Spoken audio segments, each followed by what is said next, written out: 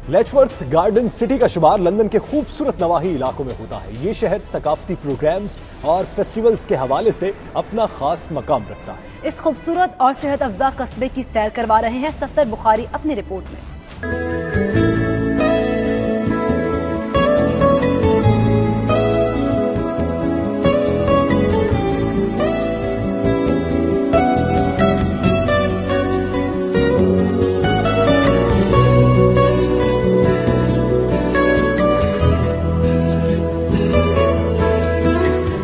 लेचवर्थ garden city यूं तो एक छोटा सा कस्बा है जिसकी कुल आबादी 35,000 है, लेकिन खूबसूरती में इसका कोई सानी नहीं। इस कस्बे को यूके का फर्स्ट गार्डन सिटी होने का भी एजाज हासिल है और उसे खूबसूरत बागात का शहर भी कहा जाता है।